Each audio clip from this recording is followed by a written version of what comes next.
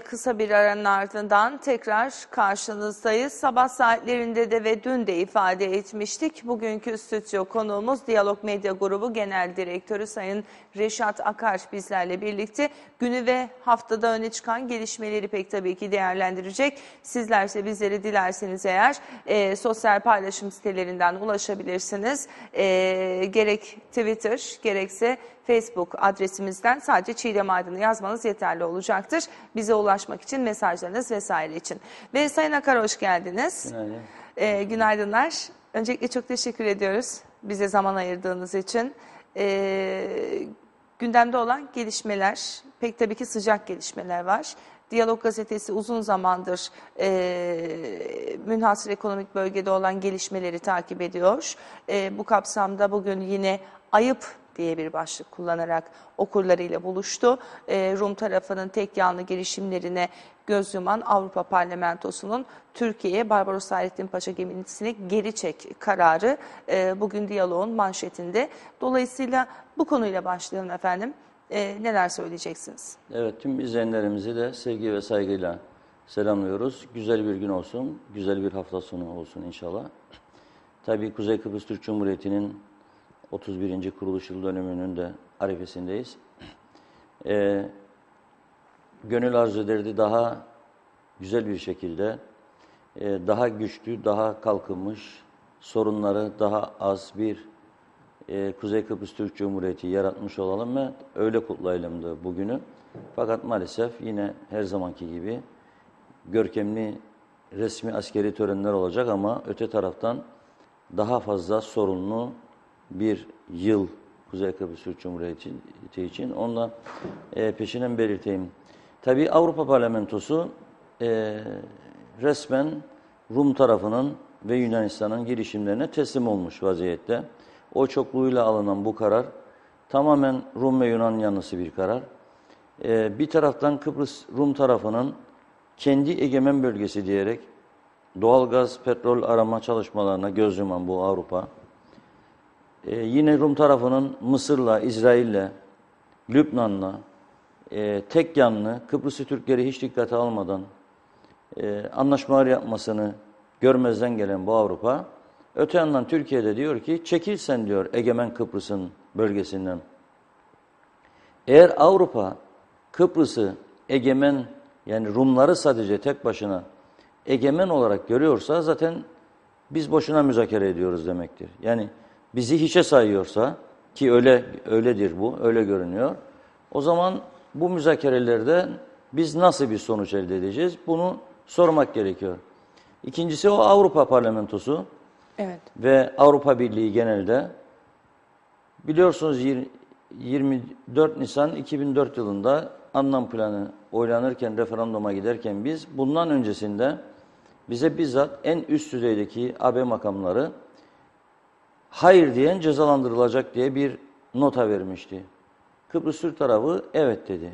Rum tarafı hayır dedi ama cezalandırıldığını görmedik. Tam tersi bu hayırdan sonra Rumlar bir hafta sonra tam Avrupa Birliği'ne tek yanlı tam üye alındılar. İşte burada yine Kuzey Kıbrıs Türk Cumhuriyeti'nin ve genelde Türk dış politikasının ne kadar başarısız olduğunu görebiliriz. Eğer Türk dış politikası başarılı olsaydı Avrupa Birliği'ne bu verdiği sözleri her fırsatta hatırlatır ve en azından ambargoların tamamen kalkmasa bile hafifletilmesini sağlardı. Ama biz bunu yapmadık ve tamamen bir Rum oyununa gelerek yeni baştan sil baştan müzakere sürecine başladık. Bu sil baştan müzakere sürecine adam oturmak istemiyor, zorla otur dedik. Tamam o zaman dedi ortak metin hazırlayalım. Bir ortak metnin hazırlanması 6 ay sürdü. Öte taraftan benimle oturup masada müzakere ederken o ayrı bu ayrı diyerek petrol araştırmalarını, doğal gaz araştırmaları konusunda daha ileri adımlar attı. Yeni bir şirketle ikinci bölgede arama için sözleşme imzaladı. Onunla yetinmedi Mısır'a gitti, anlaşma yaptı. Onunla yetinmedi İsrail'e gitti, anlaşma yaptı. Ben de masada bekliyorum. Gel çözelim de birlikte kullanalım bu petrolü diyorum. Ama adam benimle gelip oturmuyor. Şimdi Kuzey Kıbrıs Türk Cumhuriyeti'nde siyaset yapanlar oturup bir araya gelip ondan sonra da alıp çantalarını ve şapkalarını Ankara'ya gidip oturup birlikte karar üreteceklerine Kendi kendimizi suçlamayı yeğliyorlar. Diyorlar ki işte Derviş Eroğlu zaten anlaşma istemezdi. Talat da oradaydı. Talat anlaşma isterdi. Niye anlaşamadı Talat? Üstelik Talat'ın karşısında yoldaşı vardı. Yıllarca dirsek teması yürüttükleri, birlikte çalıştıkları, birlikte bu ülkenin duvarlarını yıkma sözü veren bir insan. Birlikte başaracağız dediler yıllarca. İkisi de bir karşı karşıya geldi. Oturdular, başaramadılar. Neden? Çünkü bir sihirli el var Rum tarafını yöneten. O sihirli el Atina'dadır. Uzatıyor elini ve yönetiyor bunları. Oturup masada Sayın Talat'ın ağzından dinledim ben kaç kez. Basit birkaç konuda karar alıyorlar. Mesela ne bileyim işte terörü ortak kınayalım dünyada ya benzeri bir şey. O kararı alıyorlar, yazalım diyor Sayın Talat kendisine. Daha çıkalım. Yok diyor, acele etme. Yarınki görüşmede açıklarız. Çıkıp gidiyor oradan, ertesi gün geliyor. Dün diyor kabul ettik ama diyor bir şey var, bir madde var orada, bir ifade. O ifadeyi değişmemiz lazım diyor. Kelimeler üstüne, nokta virgül üstüne oynuyorlar. Çünkü tek hedef Kıbrıs'ı tek başlarına yönetmek, bizi de azınlık bir statüde tutmak, Maronitler gibi, Ermeniler gibi ve bu şekilde amaca ulaşmak. Bütün hedef budur. O nedenle 40 yıldır anlaşmıyorlar.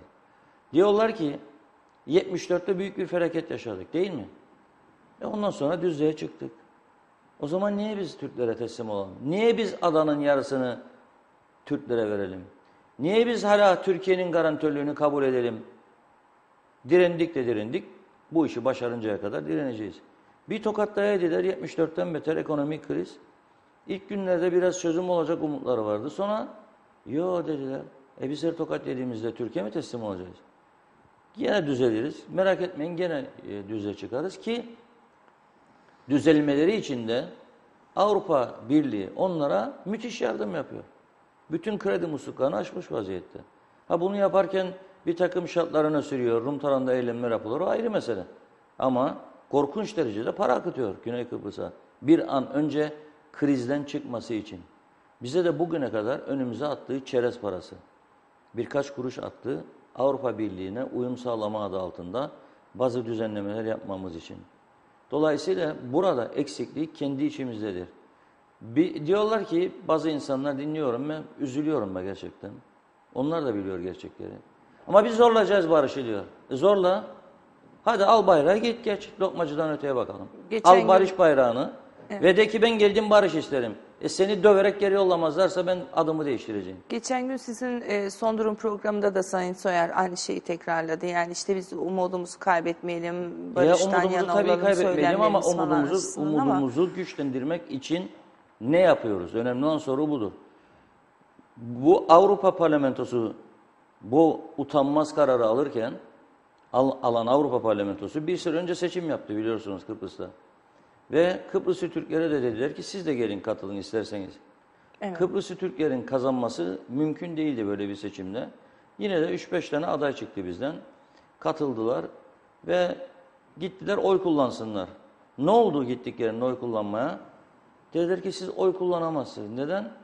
Kimliğin arkasındaki adresiniz Güney Kıbrıs'ı göstermiyor. Yani güneyde oturmadığınız için. Dolayısıyla seçme hakkınız yok dediler. Oy kullandırmadılar. Bizimkiler Türk tarafında olduğu gibi aradılar biraz ağız atsınlar. Rum İçişleri Bakanı üstelik de bir kadına, bir bayana, Kıbrıslı Türk bayana haspa çıkar dedi. Hausa nafkalis Yunanca haspa çıkar dedi. Yani otur yerine Rum polisi de yürüdü üzerine tuttu yakalarından bunlar. Hadere dedi. Çekti kenara. Yani adam seni saymıyor, seni duymuyor. Rum gazetelerinin bir tanesine köşe yazarlığı yapıyordu bir kadın arkadaşımız. Bir yazı yolladı.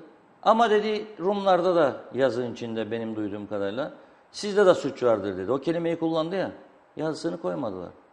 Dediler hadi sen işimizi etmiyorsun artık yazamazsın. Budur. Bunu göremezsek kendi kendimizi ezerek, kendi kendimize vurarak siyaset yapıyorsak bu nafile. Bu bütün Türk tarafında söylediklerimiz sınırın ötesine geçmiyor maalesef. Hiçbir Rum gazetesi hiçbir şekilde bu konuştuklarımızı yansıtmıyor okurlarına. Yansıttıkları takdirde halkın etkilenebileceğini, Ve halkın doğrudur ya biz de bunları yaptık bu kötülükleri diyerek, belki bizimle çözüm isteyebileceğini düşünerek kesinlikle ve kesinlikle bunu yapmıyorlar. Çok açık bir şekilde söylüyorum. Hristoyfas Cumhurbaşkanı olduğunda kendisine ben AKEL lideriyle şu mesajı gönderdim. Eğer tüm Kıbrıs'ın Cumhurbaşkanı olduğunu iddia ediyorsa en azından Brüksel'e giderken yanına Kıbrıs'ı Türk gazetecileri de alsın. Sadece Rum gazetecileri almasın. Aha ben Cumhurbaşkanıyım. Medyamı getirdim birlikte. Yapamadı. Bir tane Türk gazeteci koyamadı. İstemiyorlar çünkü. Basın toplantısı yapıyor belirli dönemlerde Kıbrıs medyasına diye. Al Türkleri de almıyor oraya. Yemek veriyor 6 ayda bir, 8 ayda bir. Rum, Anastasiadis de yaptı geçenlerde. 3 tane 5 tane Türk gazeteci çağırmıyor. Çünkü seni saymıyor. Seni kabul etmiyor. Futbol Federasyonu'na aynı taktikleri yaptılar. Seni alacağım diyor, kopa geleceksin ama bu demek değildir. Kıbrıs Cumhuriyeti Ligi'nde seni oynatacağım. Sen gene kendin bölgesel azınlık bir toplum olarak kendi aranda dövün, oynan maçlarını yap. Ama ben seni yasal Kıbrıs Cumhuriyeti Ligi'ne alacağımı söylemedim diyor KOP Başkanı ondan sonra. Dolayısıyla sorun budur. Bizim o tarafa sesimizi iletmemiz, duyurmamız mümkün değildir. Biz istediğimiz kadar barış diyelim. Önemli olan Avrupa Birliği'ni bu yaptıklarının yanlışlığı konusunda utandıracak adımlar atmaktır. Bunun için de Kıbrıslı Türkler tek başına yeterli değildir. Türkiye'nin burada çok güçlü desteğine ihtiyaç vardır. Lobicilik faaliyetleri. Dün Rum basınında okudum. Diyor ki biz lobi faaliyetleri için 1 milyon euro ayırdık diyor. Bu para çok az diyor Rum tarafı. Ama Türkiye sadece Amerika'daki lobicilik faaliyetlerine diyor 10 kat 20 kat fazla para harcıyor diyor. Türkiye Amerika'daki lobicilik faaliyetlerine Rumların bir yıllık bütçesinin 10 katı 20 katı harcıyorsa Avrupa'ya yönelik lobicilik faaliyetlerimizde de yapılması lazım. Evet. Sayın Akar, tabii bunun akabininde Amerika Birleşik Devletleri'nin Güney Kıbrıs'taki Büyükelçisi'nin bir açıklaması vardı. Yani Türkiye Birleşik Devletleri'nin bölgedeki stratejik müttefikidir diye bir açıklama yaptı ve bunu anlayın dediği ifade ediliyor. Simerini gazetesinde Türkiye ne yaptı? Hiçbir şey yapmadı dedi. Yani kötü bir şey yapmadı. Evet. Burada tabii Amerikan bir Rum Büyükelçisi biliyor kötü bir şey yapmadığını Türkiye'nin. Amerikan Büyükelçisi birçok şeyi biliyor, her şeyi biliyor. Kendisiyle kısa bir süre önce bir öğle yemeğinde buluşmuştuk. Ben o öğle yemeğinde de kendisine bir tek şey söyledim. Sayın Büyükelçi dedim, hepimiz güneyden alışveriş yapıyoruz dedim. Bu marketlere siz de gidiyorsunuz dedim. İsim de verdim, market ismi. Allah aşkına dedim, bırak Türkçeden vazgeçtim dedim. Bu ülkede 200 binin üzerinde yabancı yaşıyor, Avrupalı güneyde. 100 bine yakın 92 bin İngiliz vatandaşı yaşıyor güneyde. Bir kelime dedim İngilizce gösterebilir misiniz duvarlarda? Marketin içinde, herhangi bir köşede, promosyon ürünlerinde. Var mı dedim bir kelime İngilizce? Maalesef yoktur dedi o da. Böyle bir ırkçı toplumla sen yarışıyorsun. Evet. Böyle bir ırkçı toplumla yarışıyorsun ve neler kaybedeceğini, eğer sağlam bir anlaşma olmazsa neleri kaybedeceğini de hesaplamıyorsun. Vereyim Roma evinde ben gideyim kalayım diyor nerede olursa. Yeter ki bu çözüm olsun. Nerede kalacaksın? Nerede kalacaksın? Ya biz dedik ki bu siyasetçiler diyor ki işte reform falan filan. Ne reformu? Çok konuştuk geçmişte dedik ki ya 1963'te yaratılmış göçmen evleri var Ortaköy'de. Bu göçmen evleri dedik. O zaman için yaratılmıştı. Ortaköy'de o bölgenin bir kısmı metropole doğru giden bir kısmı büyük paralar yaptı. Çünkü alışveriş merkezleri, dükkanlar kuruldu falan. Öteki tarafı çöplük vaziyette duruyor. Evet. 63'ten beri yarım asır ben bir sol siyasi partiye de bunu önerdim de bir gün. Bana dediler ama delirttin 3 tane oy vardır o bölgede bize o oyları da kaybettireceksin dedi bana o sol partinin yetkilileri. Hadi ya dedim. Siz bu insanlara dedim teklif ederseniz aynı bölgede 0 kilometre bir apartman dairesi 2 yatak odalı anahtarını sana vereceğim. O insanları mutlu edersin sen. Tabii. Ama orada kazanacağın toprak dedim. O büyük yerler sen başkent Lefkoşa'ya çok büyük bir eğlence merkezi kurabilirsin. En büyük ihtiyaçlardan biridir. Çok büyük bir dinlenme parkı yapabilirsin. Lefkoşa'dan insanlar gelir orada yürüyüş yapar, çay içer, kahve içer, oturur yürüyüş alanları. O akar gazinosu da vardı, dere yatağı. Sonra onu döndüler bir özel sektöre verdiler orasını. Peşkeş çekmeden başka bir şey beceremedim. Yönetimler var maalesef bu ülkede. Ötekinin de dediğim gibi 3 tane oyumuz var diyor o bölgede. Onu da bize kaybettireceksin. Yani ben dedim ki bir proje hazırlayın, çıkarın. Aynı şekilde Lefkoşa'nın yine merkezinde eski belediye evleri vardır. O belediye evleri... Tren yolu dediğiniz yer. Tabii denilen tren yer. yolunun olduğu Evet. yer, o bölge, o hastane. Oralar nasıl bir yerdi? İnsanların kafasına yıkılıyor artık, merdivenler eğrildi, büküldü Onlar da falan. yapamıyor. Her taraf orada çökmüş vaziyette. Geliştir bir proje.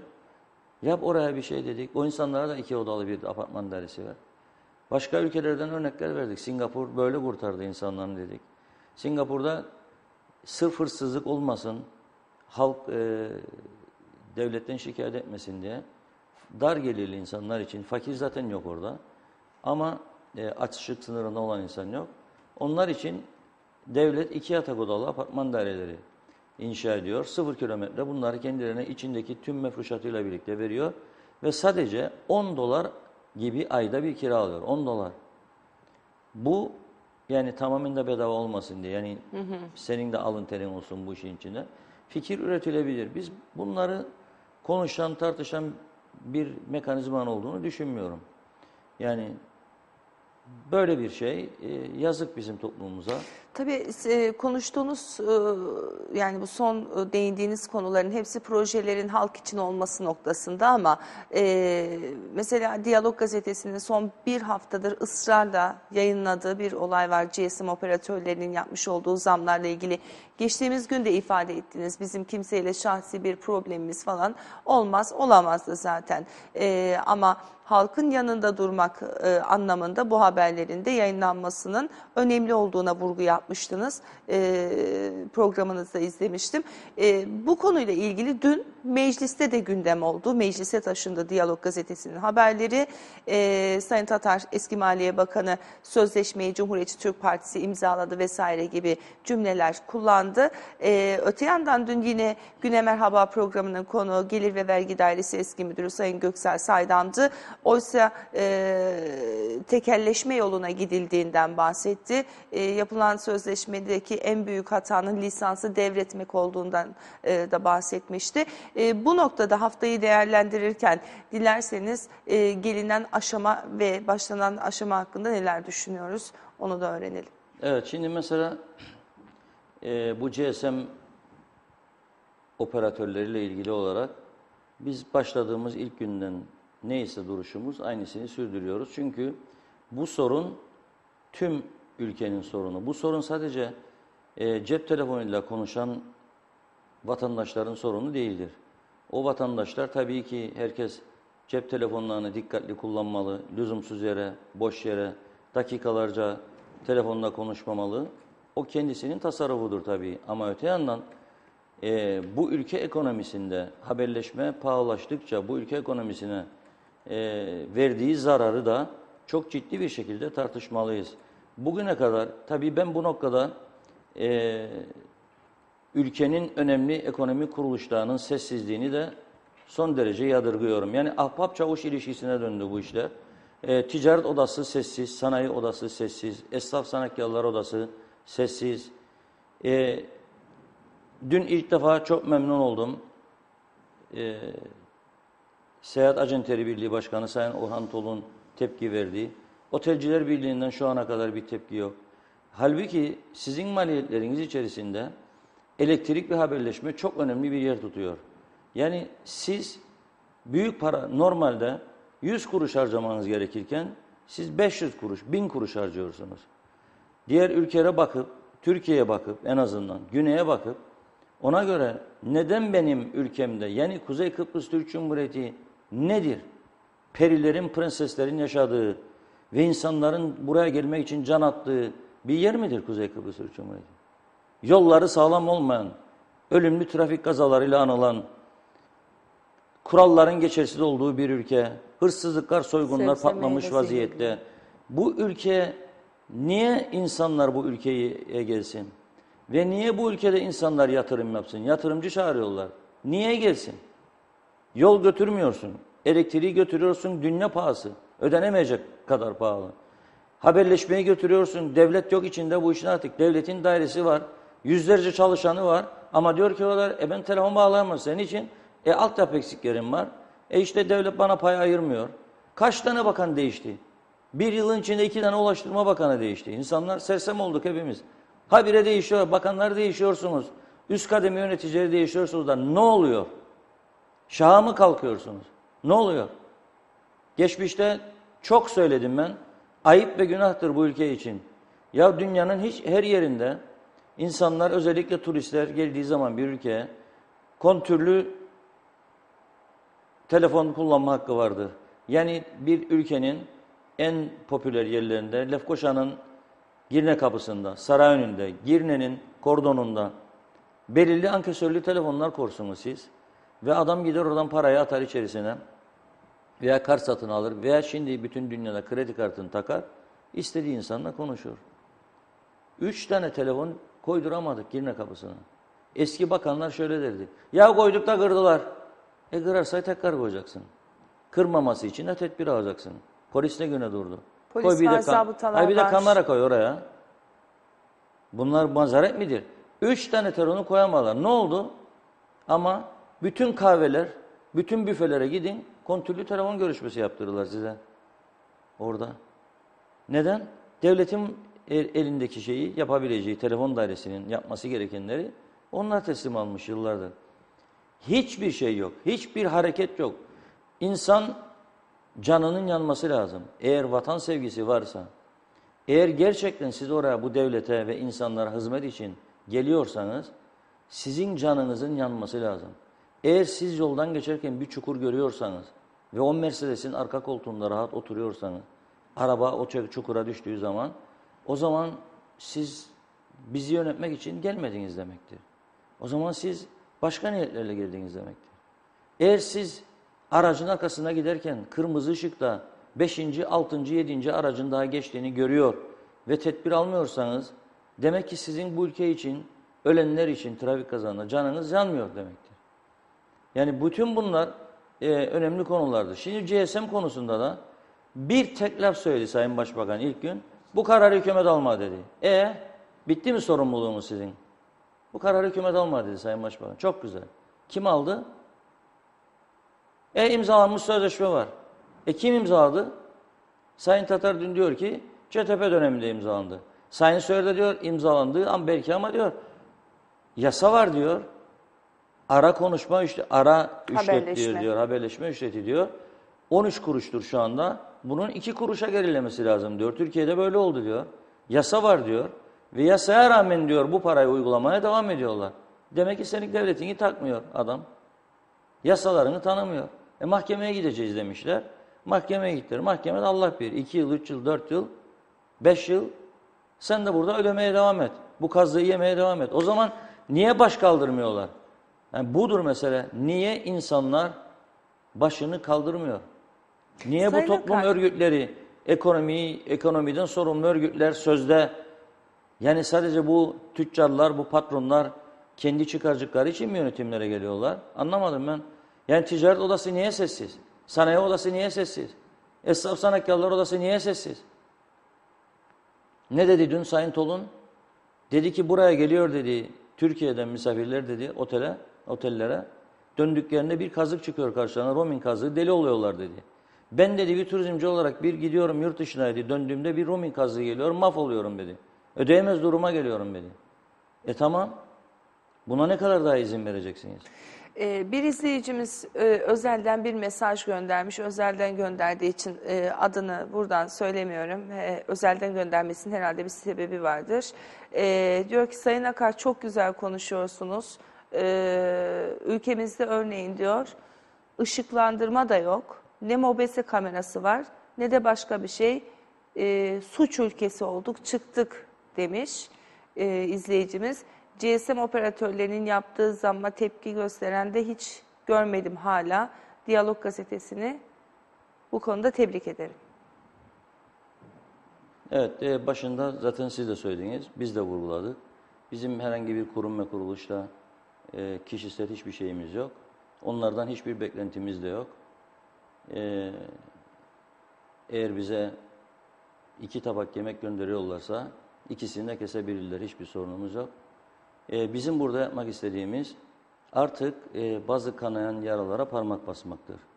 Yani bu ülke hepimizin, bu ülkede yaşıyoruz. Zaten bir tarafta işte Rumların saldırıları, Avrupa Birliği, Avrupa Parlamentosu, haksız kararlar, Mısır-İsrail anlaşmaları. Başımızın üzerinde günlerce savaş uçakları geçti bu ülkede. Haberimiz yok oturduğumuz yerde. 50'den fazla İsrail uçağının katıldığını yazdı Rum gazeteleri. Rum ordusuyla tatbikatlar yapıyor.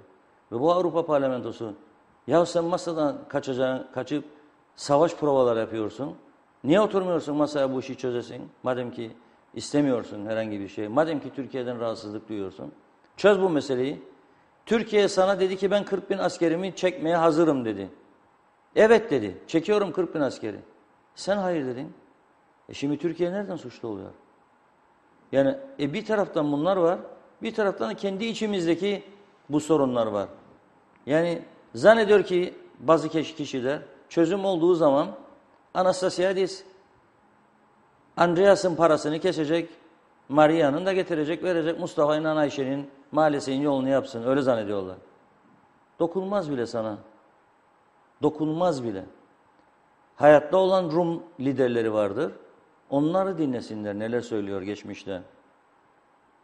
Bir Türk köyüne yol yapılma kararını o Tasos Papadopoulos denen adamın Makarios döneminde nasıl reddettiğini, Türklere yapılamaz yol diyerek Türk köyüne, Hacı Ahmetoğlu'nun yaşadığı köye, Fota köyüne bir yol yapılacak. Rumların köylerinin tümü yenilenirken bir tane Türk köyü seçiliyor ve ona da itiraz ediyor. Terk ediyor Bakanlar Kurulu toplantısını. 25 yaşında Tasos Papadopoulos o zaman. Ve sen sonra yıllar sonra bununla müzakere masasına atıyorsun. Aylar, yıllar geçiyor. Çözüm yok, çözüm yok. Neden? Zaman kazanmaya çalışıyor. Senin yapman gereken bu tarafta çözüm olursa olur kardeşim, olmazsa olmaz. Ama sen bu bölgeyi, tuttuğun bu güzel adanın en güzel bölgesini, kuzeyini sen batırmak için seçilmiyorsun. Batırmak için o koltuğa oturtulmuyorsun.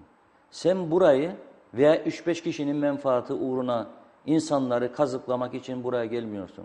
Sen burayı daha iyiye götürmek için geliyorsun. Öyle kısır şeyler, sendikalar yürüyecek başbakanlık önüne, ya meclise bakanlar çıkacak ya birkaç milletvekili, merak etmeyin de biz halledeceksiniz soruncuklarınızı diyerek bu siyaseti artık terk etmeleri lazım. Bu siyaset bu ülkeyi batırmanın dışında hiçbir şeye yaramadı bugüne kadar. Sayın Akar, sistemin siyasete atıfta bulunduğu sistemin değiştirilmesi gerektiği noktasında biz daha önce eski siyasilerimizle parlamentoda bulunan işte vekil olsun, bakanlarımız olsun, kurucu mecliste bulunanlara dahi röportajlar dizisi yapmıştık Diyalog gazetesinde ve orada hemen hemen hepsinin birleştiği bir nokta vardı. Sistem çöktü ve değiştirilmesi gerekiyor. Hepsi de bunu Özellikle söylüyor. hepsi. Değişmesi lazım diyor. İştirata geldiğimi de yapmıyorlar. Mesela giden eski başbakan Sayın İhsan Küçük zannederdi ki 299 yaşına kadar başbakan olacak. Ki bırakmadı geçsin İhsan Bey bunu. Acele şimdi seçim yapacağız dedi. Boş verin bunu dedi. Kendi partisine de. Şimdi nerede dedi İhsan Bey? Evinde. Evinde torun bakıyordur herhalde. At çiftliği. Tamam. 299 sene bu işin yapılmayacağını bilmez miydi İhsan Bey? Peki bunları yani bu tavırları değiştirmek için ne yapmak lazım? Askeri darbe yapamayacağımıza göre sivil toplum örgütleri, hani nasıl ki şunun bunun için eylemler, yumurtalar falan filan, bunun için de ülkenin geleceği için de yapmak lazım. Siyasilere demek lazım. Gidip kapıya kilitliyoruz sizi bu meclisin içine. Tek bölge seçimi çıkacak buradan. Başkanlık sistemi çıkacak. İçeride kilitlisiniz bir hafta 10 gün. Bakalım bu işi oturup konuşup karar alırlar mı? Hiç kimse, herkes diyor ki ya tek bölge seçimi olursa ben Güzyurt'tan atıyorum 2500 oya seçilmiş bir adamım. Tek bölge olursa kaç oy isteyeceğim? 150.000 oy isteyeceğim. Kim verecek bana? Karpaz'daki beni tanımıyor. Magosa'daki beni tanımıyor. Kim oy verecek bana? Girne'deki beni tanımıyor. O zaman yanaşmıyor bu işe.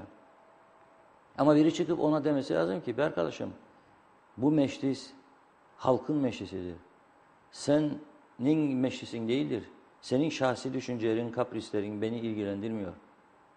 Bu ülkenin kurtuluşu için bunu yapmamız lazım demesi lazım. Yok. milletvekillerinin 3'ü gitti, 3'ü geldi bakanlık koltuğuna. Aynı partiden. 3'ü gidip 3'ü gelirken üst düzey görevliler de değişiyor. Aynı partiden. Şimdi o insanlar, o gidenler o partiye sıcak bakıyor mu zannediyorsunuz siz? Benim partim diyor, beni diyor aldı görevden diyor. O adam daha koltuğuna ısınmamış bile.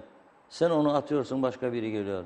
Hadi personel yeni müdür yeni müsteşarla tanışacak. Yeni müdür yeni müsteşar ayrı kanunlar getirecek. Yeni bakanlar ayrı kanunlar getirecek. Olmaz böyle şey. Yani burası komedi tiyatrosu mu ya? Siyaset bu kadar basitledi. Yani bu konular böyle. Şimdi GSM konusunda da Sayın Başbakan dedi ki hükümetin kararı değildir. Kimin kararıdır? Hükümet bu kararı değiştiremez mi? O gücü yok mu? Ama Sayın Göksel Saydam'ın okudum açıklamanı. O diyor ki öyle bir sözleşme yapıldı ki, öyle imza atıldı ki sizin ciğerinizi söker diyor bu GSM şirketleri. Üçüncüyü de getiremezsiniz diyor. Getirin bakalım diyor. Öyle tazminat kuralları koymuşlar ki tabii bu konularda uluslararası şirketler öyledir. Sözleşmeleri öyle bir sözleşme yaparlar ki imzaya attığınız mı biter bu iş. Size de imzaya attırıncaya kadar çok güzel şeyler yaparlar. Tatiller falan filan götürürler, güzel otellerde ağırlarlar. Paketler falan.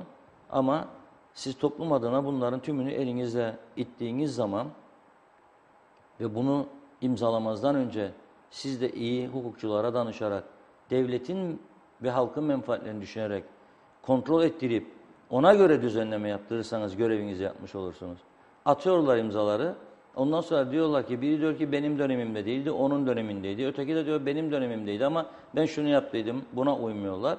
Yani ortada çok ciddi bir sorun var. İkincisi bir devletsen, sen devlet. Hükümetin buna etkisi yoksa parlamentoya götürürsün.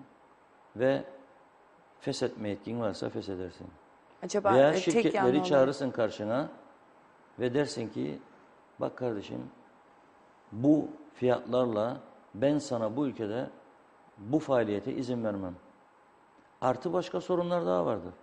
Niye sormuyorlar bu GSM şirketlerine? Sizin bize tahsis ettiğiniz hatlar niye birçok yerde çekmiyor? Niye bu cep telefonlarını biz kullanamıyoruz? Niye girmeye en erken kullanamıyoruz? Niye sanayi bölgesinde 3G cihazı çalıştıramıyoruz? Çekmiyor çünkü. Hatlar çok zayıf. Niye biz telefonla konuşurken ikide bir de kesiliyor, hatlar kopuyor? Nasıl? Nasıl sistem bu? Yani bunları yakasına sarılıp hesaba çekebileceğiniz çok konu var. Yani rekabet kurulunun da bu kadar yani bu kadar baskı var ve hiç rekabet kurulundan da bir açıklama yani şunu Çünkü rekabet başlattık, şunu kurulu da yaparız, başkalarının hiçbir şey Maliye yok. Bakanı'nın kontrolündedir benim bildiğim. Birileri onlara yürü derse yürüyecek. Neticede kamu görevlisidir. Onun da bağımsız olması gerekmez mi Otur Sayın derse Akar? otur diyecek. Bizde hiçbir şey bağımsız değil. Hani siz son zamanlarda ombudsmandan bir rapor duydunuz mu? Sayıştay'dan. Ya bir ülkenin Sayıştay'ı aranıyor, ısrarla ve kendisine soruluyor birkaç konudaki ülkeyi ilgilendiren, ülkenin menfaatleri. Bu konularda bir rapor hazırladınız mı siz? Bir karar var mıdır? Hükümete sunduğumuz bir öneri var mıdır? Sayıştay ortada yok. Sayıştay medyadan kaçıyor. Sayıştay halktan kaçıyor. Hiçbir bilgi vermiyor. Gizlilik içerisinde. Sayıştay gizli. Ne gizlisi? Niye gizli Sayıştay? Niye siz hazırladığınız raporları kamuoyuyla paylaşmıyorsunuz?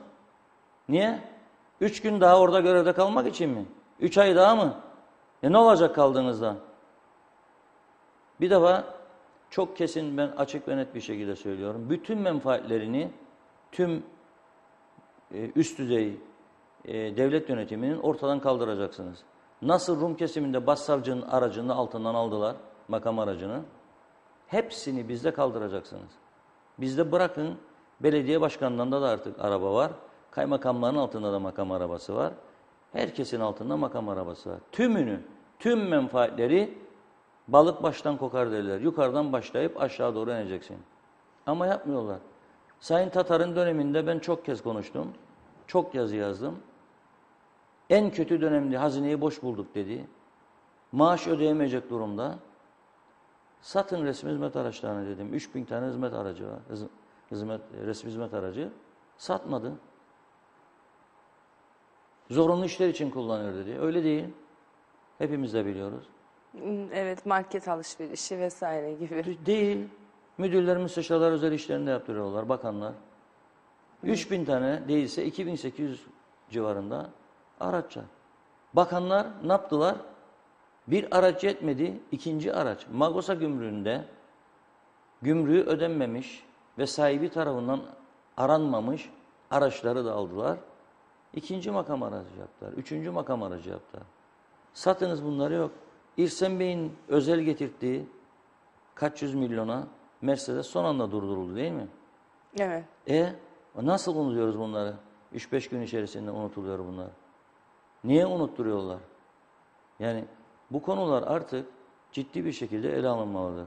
Bence GSM konusunda tüketiciler örgütleri başlattı ama çok güçlü bir örgüt değildir onlar. Yani arkalarında büyük bir güç yok.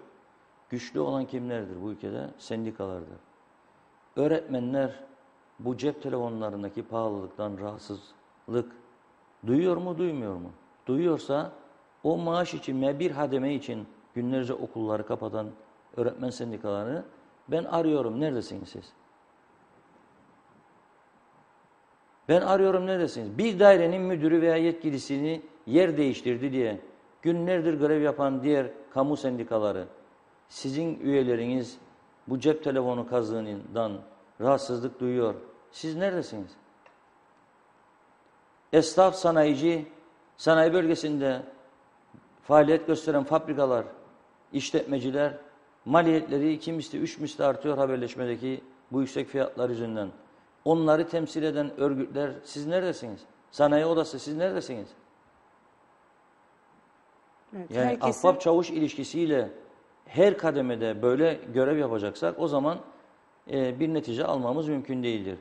Ama birinci derecede görev burada hükümete düşüyor. Günlerdir bu konu gündemde olduğu halde, dün mecliste olduğu halde, Sayın Tatar konuşurken baktım hükümet orada yok.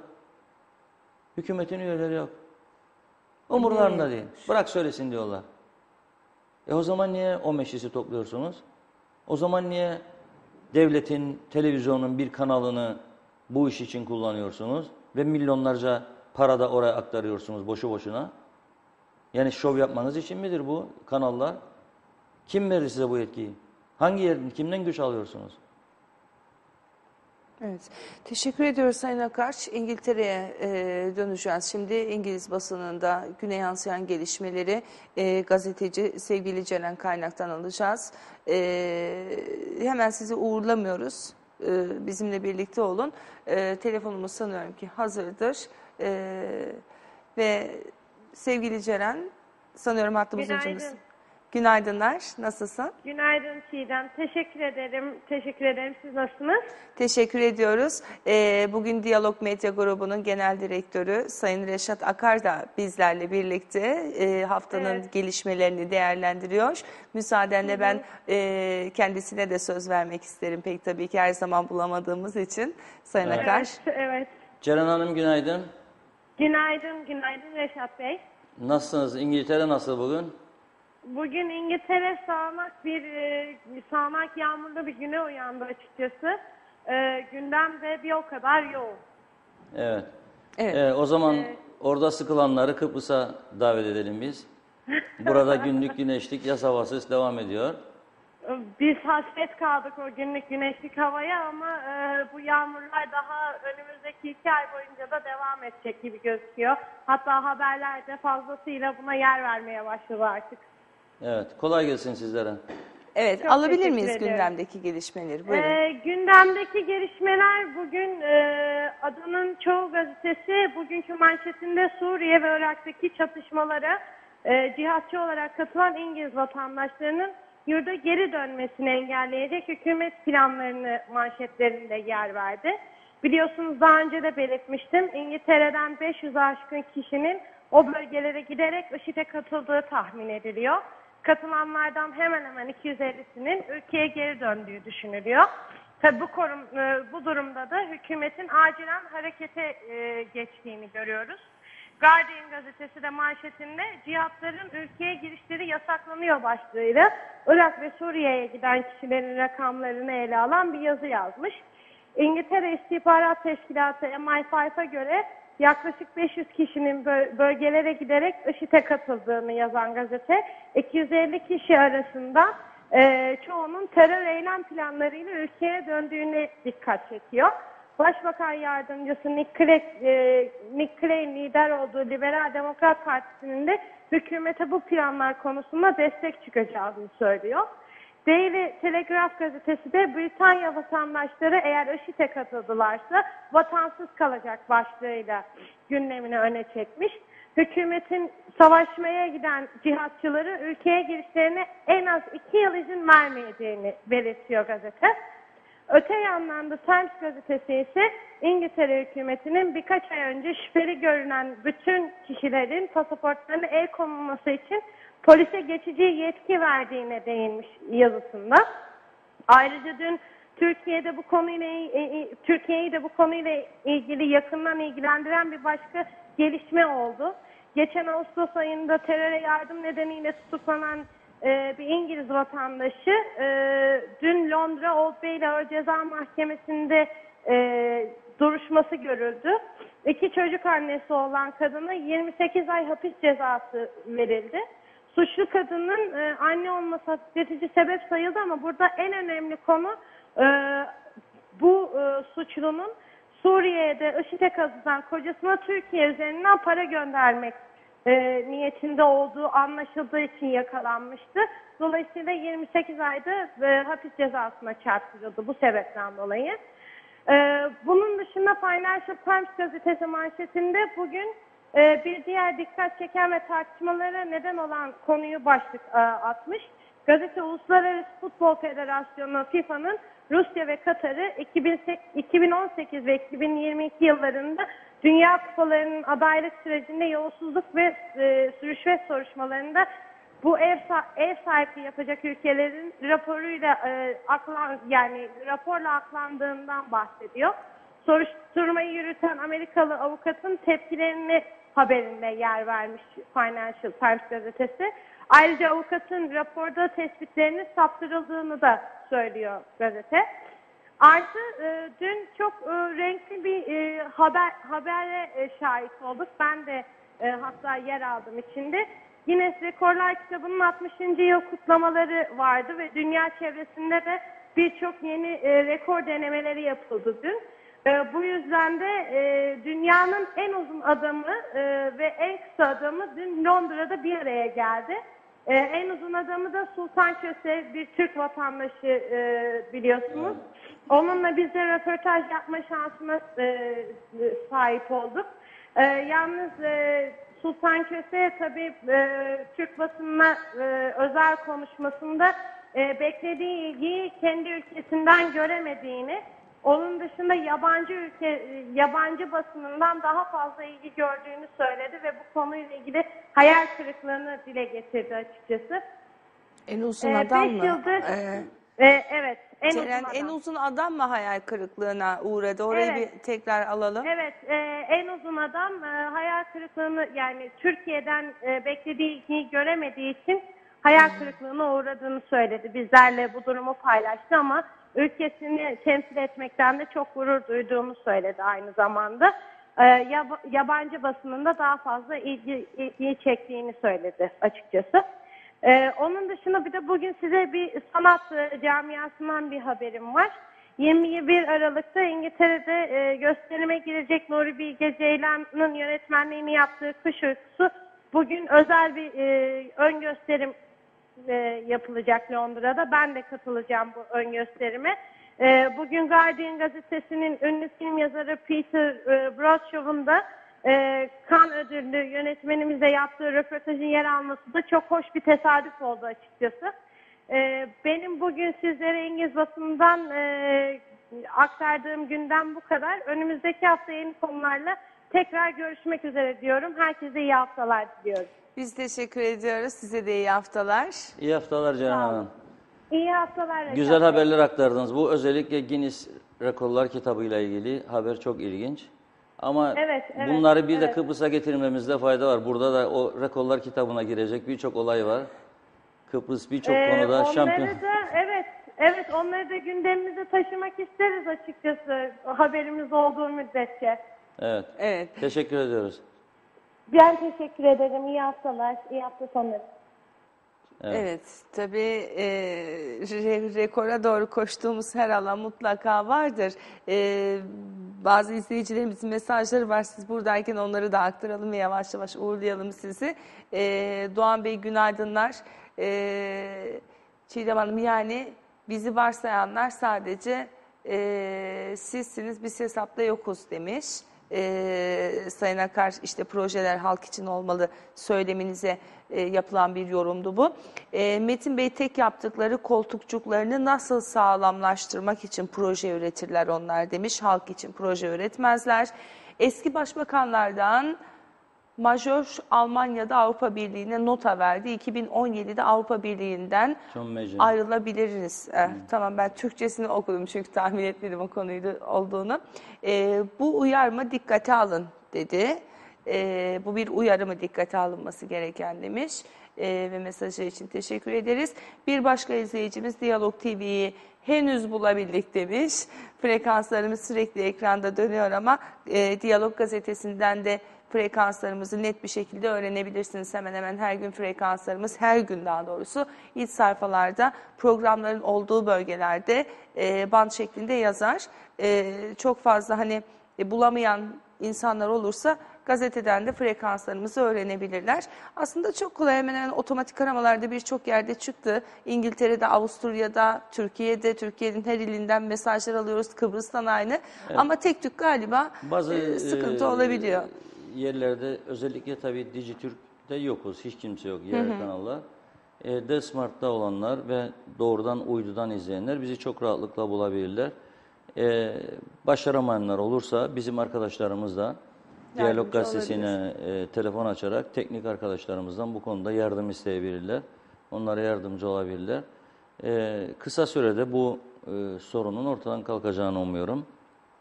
Tabii Diyalog TV'yi amacımız tüm halkımıza izlettirmektir. Ve onların sorunlarını o şekilde daha güçlü bir şekilde yansıtma şansımız olur.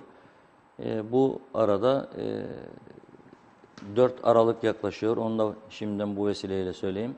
Diyalog Gazetesi'nin 1. kuruluş yıl dönümü 4 Aralık'ta gerçekleşecek. Diyalog TV'nin de 1. ayı olacak 4 Aralık. Kısmetse 1. yaşımızı kutlayacağız. Bu vesileyle eksiklerimiz, doğrularımız, yanlışlarımız nedir? Bunları da masaya yatırıp önümüzdeki seneye 2. yıla daha güçlü bir şekilde girmeyi hedefliyoruz. Halkımızın, sivil toplum örgütlerinin görüşü, önerilerine açığız. Bizden beklentiler nedir? O konularda gelecek önerilere sıcak bir şekilde yaklaşacağımızı da bu vesileyle belirtmek istiyorum. Peki, çok teşekkür ediyoruz Sayın Akar. Son olarak söylemek istediğiniz veya vermek istediğiniz bir mesaj ben varsa hemen ilginç onu da alalım. Ceren Hanım'ın az önce, yani biraz da insanlarımızın, özellikle bizde siyaset yapanların biraz da bu konulara kafa yormasında fayda vardır. Sadece siyaset dikili taşın etrafında dönerek yapılmaz. İnsanlar okumalı, izlemeli, araştırmalı. O başka ülkede ne yapılıyor? Biz ne yapıyoruz? Diyor ki İngiliz hükümeti, bugün bütün İngiliz gazetelerin manşetinde 500 kadar İngiliz vatandaşı diyor IŞİD'e katıldığı yönünde iddialar var. Ve hükümet diyor ki eğer doğruysa siz bu terör örgütüne katıldıysanız vatandaşlığınızı kaybedeceksiniz diyor. Çünkü önemli olan bir devletin kendi varlığıdır. İngiltere vatandaşı isen senin için öncelik İngiltere'nin menfaatleri, çıkarlarıdır. Senin bir terör örgütüne gidip katkıda bulunman o ülkenin menfaatleri, çıkarlarıyla uyumlu değildir. Dolayısıyla ben seni vatandaşlıklarına çıkarım. Bu çok anlamlı bir mesajdır. Demokrasinin beşiği bir ülkedir İngiltere. Hadi demokrasinin beşiğiyim ben. Gidin IŞİD'le de beraber olun. Sonra dönün gelin kol kola gezelim. Benim haklarımdan, sosyal menfaatlerimden yararlan. Otur işsizlik parası da al. Bedava sağlık hizmeti de al. Sonra git terör örgütüne yardımcı ol. Geri gel. Da ben seni orada barındırayım. Yapmam sana bunu. Bir daha İngiliz basını dünyanın en bağımsız basını diye bilinir ama birinci derecede kraliyettir önemi olan. Hiçbir şekilde İngiltere'nin hak ve menfaatleri aleyhinde bir kelime göremezsiniz İngiliz gazetelerinde. Yani bu ibret verici bir durumdur. İngiltere hükümetinin şu anda yaptığı da, efendim ben solcuyum da anlaştığım da halklar, demokrasiler de gittiyse gitti işi de ben bir defacık affedeyim bunu. Yani bu böyle bir şey olmaz. Onun için herkes bunu bilsin. Devletin menfaatleri birincidir. Kendi devletini ayakta tutmak istiyorsan o devletinin menfaatlerini birinci derecede ön planda tutman lazım. Bu birçok açıdan mesaj vericidir diye çok dikkatimi çekti Ceren Hanım'ın az önce söyledikleri. Bunlara bakmak lazım. Evet. Peki çok teşekkür ediyoruz Sayın Akar bizlerle Ben de birlikte teşekkür olduğunuz için. Önümüzdeki haftada yine sizi ağırlayacağız. Elbette hemen o arayı yakalar yakalamaz. Ben sizi mutlaka davetini kabul ederseniz burada olacaksınız ve tabii ki yine gündemdeki gelişmeleri değerlendirmeye devam edeceğiz. Az önce Diyalog Gazetesi'ne izleyicilerimiz ulaşabilir ve frekanslarımız konusunda teknik yardım alabilirsiniz veya bize ihbarda bulunmak isteyebilirsiniz. Yaşadığınız herhangi bir sıkıntı olabilir, bir mutluluk olabilir, düğün, nişanınız olabilir. Acılarınızı da paylaştığımızı sabah saatlerinde söylemiştim. Bugün yine Diyalog Gazetesi'nde de yazıyor ölüm ilanlarını. Biz Diyalog ailesi olarak sizlerin acılarını paylaşmak, acılarınızı uzak diyarlarda olan akrabalarınıza, eşlerinize, dostlarınıza duyurmak ve yanınıza çağırmak için ölüm ilanlarını da 1/4'ini çeyrek sayfalık ücretsiz yayınlayacağımızı da söylemek isterim, belirtmek isterim. Bize ulaşabileceğiniz telefon numaramız 444 44 49'dur. Bu numaradan gazetemize direkt olarak ulaşabilirsiniz. 444 44 49 telefon numarasını direkt çevirmeniz yeterli olacak. Şimdi kısa bir ara vereceğiz. Bu aramızın ardından tekrar İngiltere'ye döneceğiz. Astrologumuz Şifa Avcım bizleri bekliyor. Bakalım bugün burçlar bizim için neler söyleyecek? Bunu da hep birlikte öğreneceğiz. Kısa bir aranın ardından.